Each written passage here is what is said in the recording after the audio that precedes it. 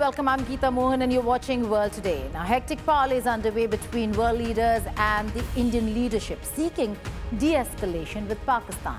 US Secretary of Defense Pete Hegseth today called Defense Minister Rajnath Singh to express his sympathies and condolences for the tragic loss of innocent lives in the Pulwama terror attack, but also reiterated Washington's position on the need to temper down tensions. During the conversation, Defense Minister Singh conveyed to Hegseth India's position and that Pakistan has a history of supporting, training and funding terrorist organizations. Secretary Hegseth reiterated full support of the US government to India in its fight against terrorism. Meanwhile, Chinese Ambassador Jiang Zhaidong called on Pakistani Prime Minister Shehbaz Sharif at his residence and emphasized that China would always support Pakistan to achieve the common desire of both the countries to secure peace and stability in South Asia. This was followed by a call between the leaders as well. On Wednesday, US Secretary of State Mark Rubio also dialed EM S. Jaishankar and Pakistani Prime Minister Shehbaz Sharif separately, pushing for de-escalation. United Nations has also been monitoring the situation, with UN Secretary General Guterres speaking to the leadership of both the countries to take the diplomatic route. And this is a major India Today exclusive. Joining me is the man who has been questioning the Pakistani establishment on what they've been doing with his country, with his former country. A former military officer turned investigative journalist, Major Adil Raja. He was a military officer in the Pakistani army and now lives almost in exile in London. We'll ask him how that came about, but we're also being joined by Tony Gosling, who is an investigative journalist, a senior journalist from London. He was formerly with the BBC as well. Thank you so much, gentlemen, for joining us here. We are talking about the Pahalgam terror attack, counter-terror ops, India's retaliation and response. But first, Adil Raja, coming to you. Are there telltale signs of Pakistani establishment's involvement in this attack or not? Well, Geeta, thank you for asking this question, and it's been quite a controversy. But I, as an investigative journalist, maintain a number of sources in the Pakistani military and in the Pakistani intelligence community, which believes that Pakistan requires the rule of law and Pakistan requires democracy. The true democracy. We have never had that. We now realize it. And any sensible man who realizes it, he does provide me with information. And since I have served for 21 years in the Pakistani military as a third generation Pakistani military officer, and nobody can doubt my patriotism. I've been offered interviews by dozens of Indian channels, but I only chose to come on your channel and with Tony, of course.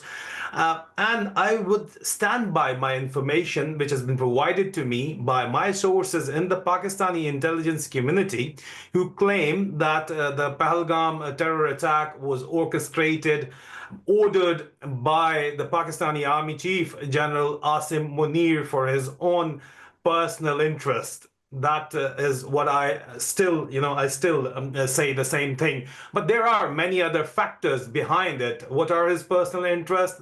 Those needs to be addressed. And then, there is a philosophy behind it that needs to be discussed in detail. But yes, I stand by my information that it was a personal venture, irrespective of the ISI officers telling General Asim Munir not to go ahead with it because of the repercussions. He still went ahead with it after, following the very old philosophy, I would say, which our army officers love, talking about a philosophy of 1,000 cuts, and it has been replied by Dr. Amarjit Singh in 2014 by Indian Defense General. But, well, we will discuss it if you'll allow me later. But yes, it was a personal venture of General Asim Munir. Yeah. Well, is it, and I'll come to Tony, because this must have come as a shock to Tony when he was interviewing you earlier, Adil, and the fact is that there is no quid pro quo here. Here is a man who has served in the Pakistani military and is speaking truth to power, sitting in London, questioning what is it that the Pakistani army is doing. Is the playbook similar, Adil, to what we saw in the past? When we see army chiefs due to retire, or if their extensions are coming up, and that's when you see acts of desperation where the Pakistani army does things where the country then has to rally behind this one army chief. Is that one of the cases over here as well, where Asim Munir, due to retire or due an extension, is or acted in desperation? Well, Geeta, this is a unanimous, this is a unanimous decision right now. This is a unanimous opinion of the entire Pakistan and the entire country of in between 200 or 250 million people, less few who are on the payroll of the military or the intelligence operation, information operations, or who are part of the ruling party's media cell, that the Pakistani military has been ruling the country in one way or the other. I mean, you cannot, debate this. It is our history, right? And right now, for last 3 years, ever since the regime change operation against Imran Khan was allegedly carried out, and it was definitely talked about in the US, and Imran Khan blamed the US, and well, there was this cipher from the US Assistant Secretary of State, Donald Liu, which did come forward, because of which Imran Khan is facing so many cases of treason as well. But that cipher is there. That's a proof that it was a regime change operation which was initiated by the Pakistani military and they sought the approval of the Americans, and it's part of the history now. So ever since that regime change operation, the Pakistani military's reputation got challenged for the first time in our history. I mean, we lost half the country, and that's me, the third generation Pakistan Army officer, saying this, whose grandfather, Colonel Akbar Khan, was a prisoner of war in India for 4 years, and he was commanding 12th FF Regiment in East Pakistan. And he was such a heartbroken man after he came back from India that he left the army, migrated to Canada, because he just couldn't take it anymore. But even then, the Pakistani people forgot and forgave this army, and they again came back into power with Zia-ul-Haq ruling for another 11 years, and General Musharraf ruling for another 11. And now General Asim Munir wants to follow through, and he wants to rule not for 5, not for 6, but for another 10 to 11 years. There are no two opinions. There is no doubt about it. But for doing that, you need public support, and he does not have the public support in Pakistan. The public support is for Imran Khan, for whom the people of Pakistan voted on the February 8, 2024 elections. And it's all well documented. I'm not just, making it all up. It's very well documented. So he did not have the public support. That was his problem. Then there is the Balochistan issue. All right, you do need to realize that there is a massive Balochistan issue, and the Pakistani military is not in control of Balochistan and in the blame game. And there is Kalboshan Jadev there as well, who's firing smoking gun with Pakistanis have. And under General Bajwa, the previous army chief who opened the Kartarpur corridor, it was a different policy. Now the policy, and of course, Pakistan Army's reputation and public image is so downtrodden that they needed a revival of their public image. So Balochistan became a very convenient excuse in-house to tell the officers that, see, they are, hitting us in Balochistan, we're gonna hit them in Kashmir, right? But in actual, the real reason was always the extension of General Asim Munir. He wants to become the next Zia-ul-Haq, and he wants to keep Imran Khan in jail. There is no doubt in any Pakistani's mind who's got a balanced head over his or her shoulders. But Geeta, why don't you guys address the elephant in the room? Asim Munir could not have done it without explicit approval or a nod, at least, from the red dragon, and you guys don't want to talk about the friend, all-weather friend. We will talk about that, Adil. Keep that thought, because I'll just come back to you. Let's just go to Tony. Tony, you interviewed Adil Raja, and it must have been baffling to see the kind of information Adil Raja had to really divulge. In all Well, look, this, where does the West really come? I wasn't shocked. I was not shocked at all. Shocked is a word I don't think really honest journalists will use these days, because so much is really changing in the world, and also Absolutely. the extent to which the norms are being broken doesn't shock me. But I can tell you, I mean, I lived in Northern Ireland over here in the Troubles, and I'm very critical of our King Charles. I think he's taking a medieval style autocratic role in Britain. And I think it's so important that the press, the media, is able to challenge the ruling elite in its own country. But I'm not shocked, because it's very well known here that you have the main people controlling these terrorist groups. These terrorist groups could not survive on their own. I found it interesting to see that these guys have disappeared completely, like in a twinkle of an eye. Where have they gone? Well, they obviously have what the Russians call a roof. That is to say, someone helping them, someone protecting them. They couldn't just go and hide in a cave or try, change their uniforms, disappear into a village. They've obviously got intelligence service help. And the problem here is that we don't have democracy in Pakistan.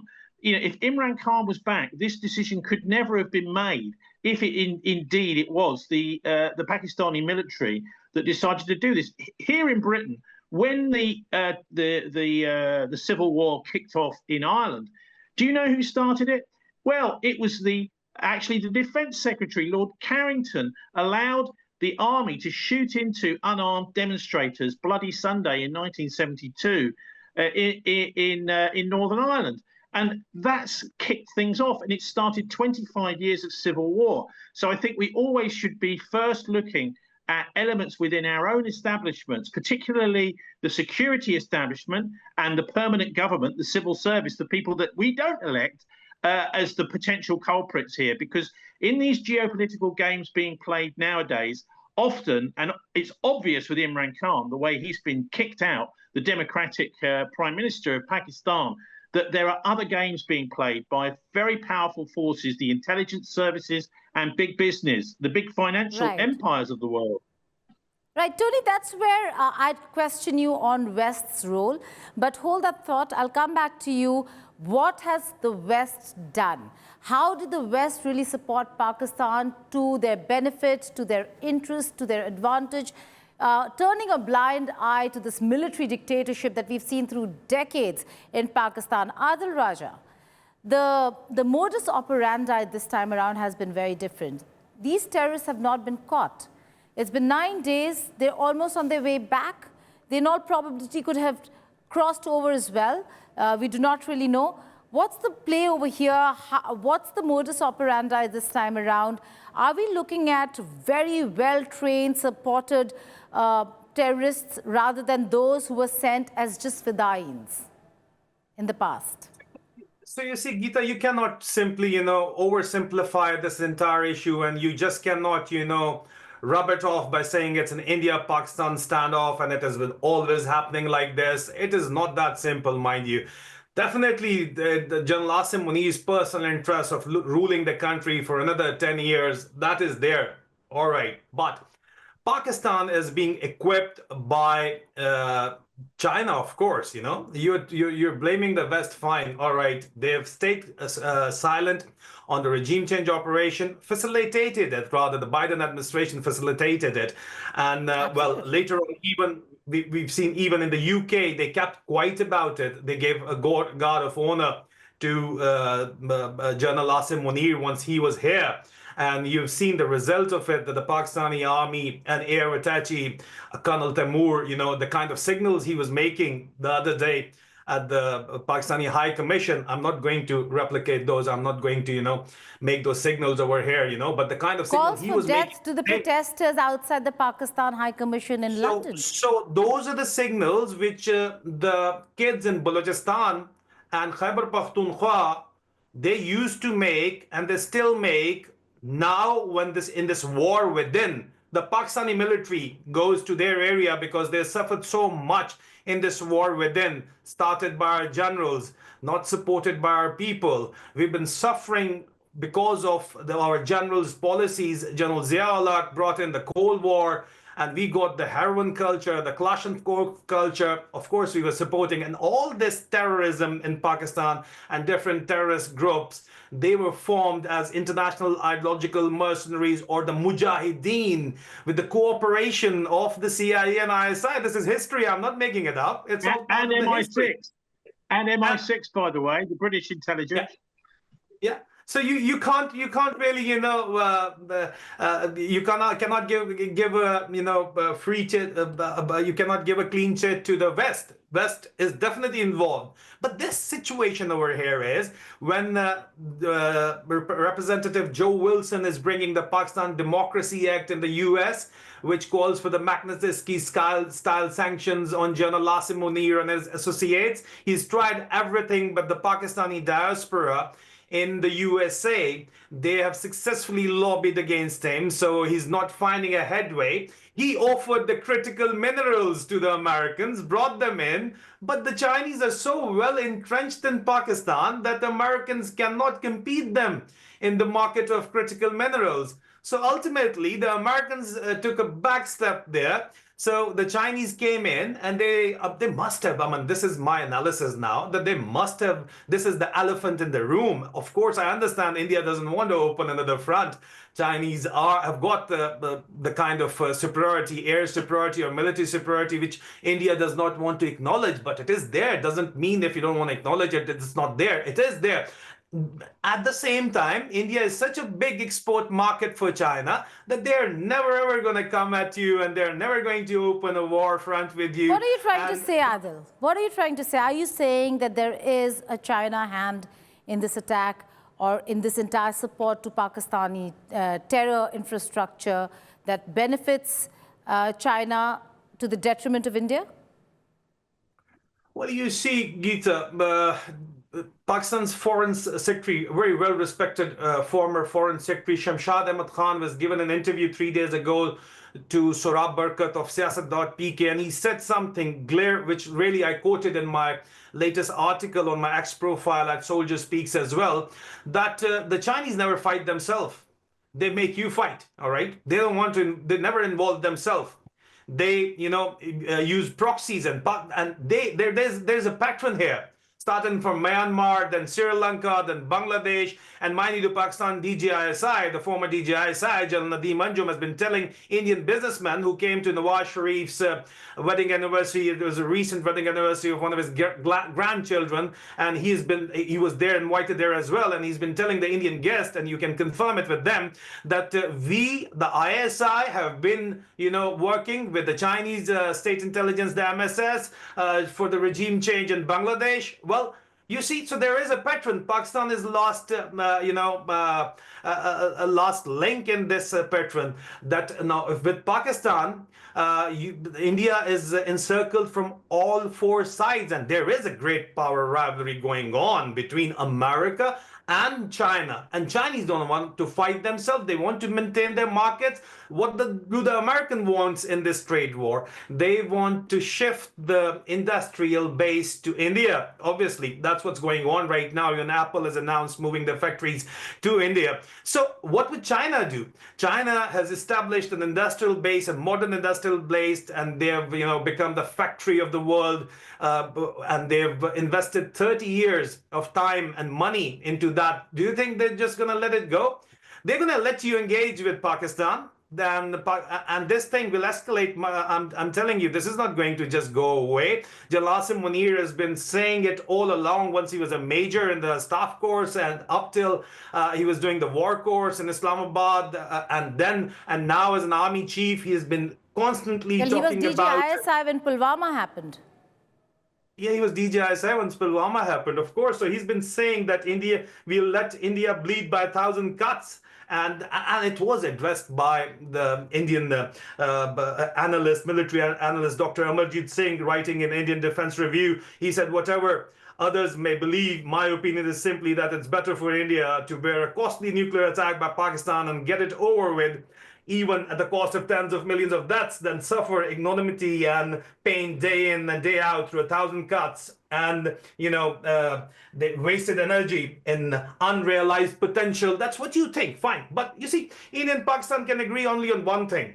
Neither wants the other one around, and which is not a very healthy aspiration, because we are talking about 1.3 billion Indians and we're talking around 250 million Pakistanis, and it is going to have a nuclear war is going to have a global impact that is there. But right now, at this particular time and moment, the great power rivalry is being played in South Asia. If India stays engaged with Pakistan, right?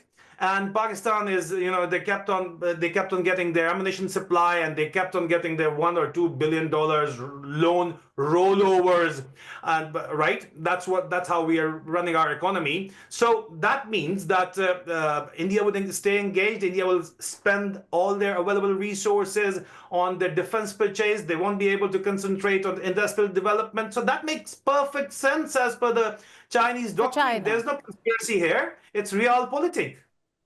Okay. Khwaja Asif, the defense minister, admitting that they have done the dirty work for the West, particularly the United States of America, is an admission, Tony Gosling, that Pakistan has, for more than 3 decades, supported, abetted and funded terrorism and terrorists. Yeah, well, this is not lost on me, I can tell you, because I've been looking for many years into the backstories of the September the 11th attacks. We had in 2005, 54 people killed in London and the 7/7 London bombings. And so you have to look into who is really behind this. This was not, in London, for example, this was not just 4 guys who happened to come down from Leeds, who happened to be Muslims. This was an orchestrated attack. In fact, if you look, you'll see security service agents involved in these attacks. If you look carefully, you'll see even ex-special forces from the British Army. Actually, it was the Special Boat Service that actually trained these guys up in Leeds. And so I think we've always got to be very careful jumping to conclusions. I mean, 24-hour rolling news journalism, we are tempted, aren't we, to try and draw conclusions as soon as possible. And you know what? The security services know that. And so they like to feed a kind of little line of clues so that the mainstream journalists around the world will just jump onto those clues and come to a very fast conclusion. But very often, these sorts of terrorist attacks are carried out simply by the big intelligence services, the big intelligence agencies, and they laugh at us as we follow what they want us to think is happening. That's why, we need to have much better incisive journalism that takes a longer time to come to a proper conclusion. And the main reason I think they're doing it is simply this old tactic the British used to use in the British Empire, when the Royal Navy would turn up at your port and start firing cannons at you until you did what the Royal Navy said, which is a divide and rule tactic. And you have to look at Kashmir. This is a terrible, it's like an open wound left by the British when the British left India and Pakistan. And the only way to really sort something like that out, because it's used for geopolitical purposes, is to have some kind of very simple, basic referendum. Let the people decide. What do they want to do? They might even want to have their own independent country. Now, I know that's not popular with India or Pakistan, but we've got to sort out these open wounds. Obviously, there are similar things left in the Middle East by the British, and that is the essential problem. Do not allow these divide and rule tactics to dictate your policy, and never jump to conclusions about who's behind a terrorist attack. Right, Adil, if I could come to you, the issue of terrorism, the likes of Hafiz Saeed and Masood Azhar, and the kind of support they get from Pakistani establishment and military, why and how does the Pakistani military use them? You see, Geeta, there's a history to this entire problem, and we have already discussed it in this program that it's all started with the Cold War era when the CIA sponsored and the ISI and the CIA jihad was being conducted against the USSR, which was a successful jihad, we would say, but the Pakistanis got heroin and Kalashnikov culture, but that was not the only thing the Pakistanis got. Pakistani got tens of thousands of international ideological mercenaries who went out of job because the Americans decided to pack up their bag and leave, and with their dollars as well. So they have to earn as well, and they had to be paid as well. So that is where they were recruited at proxies, and that is where the various militant factions and militant organizations, they grew up, and they later on became a part of ISIS. That is how, as I was talking about in this program about Shamshad Ahmad Khan, the former foreign secretary of Pakistan, Shamshad Ahmad Khan, in his interviews 3 days ago at siyasat.pk was saying that the Pakistanis knew where Osama bin Laden was. And then, they sheltered him, knowing fully well, and that they are with us. And then they made some sort of an arrangement as well. And that's him saying it, and that he was the foreign secretary of Pakistan at that time. So the policy of harboring these militant outfits were an offshoot of the Cold War era. And now talking specifically about Masood Azhar, who was as per my investigation, was in Afghanistan, not there anymore, now in Pakistan somewhere after he suffered the heart attack. That is open in the open source, talking about Hafiz Saeed. He was supposed to be in Court Lakhpat jail, but he hardly lives there. He roams around freely, and that is very interesting because he was living in Lahore in his house, in his own house, and he's got prison guards with him who escort him. That is there. But, the interesting thing over here is the Indians have been freely targeting militant leadership in Pakistan in the past couple of years, relating to the Kashmiri separatist group and the Khalistani separatist group as well. So that, that is something which where I have the right to ask this question, that how come the Indians didn't know that what's going on in Kashmir? It was a serious security lapse, and they had that kind of access to hit this militant leadership in Pakistan, and there was a failed attempt on Hafiz Saeed, that, right? So there is a history to it. This is the Pakistan's historical baggage left over by the Americans, and that is where Khaja Asif, the defense minister's statements come in, which sounded very callous, but he said that, well, we've been doing the dirty work for the West, and he blamed the US and the West and the UK. That's what actually he was trying to say, There's a background to this entire issue, and these international ideological mercenaries were launched in Kashmir as well, definitely. But General Musharraf took a U-turn on this policy in 2002 and 2006, and the Indian diplomatic pressure through the US. So these guys went out of job, they went back and they formed their own factions, and they've got a lot of money starting because they've got a history of starting in the 1980s up till now. They've got assets, they've got a history of connections with the ISI, with the CIA. How can you just abandon them? They know your secrets, Well, thank you so much for joining us. That's an exclusive conversation with Adil Raja and Tony Gosling. You can catch the entire interview also online on India Today and India Today Global. Thank you.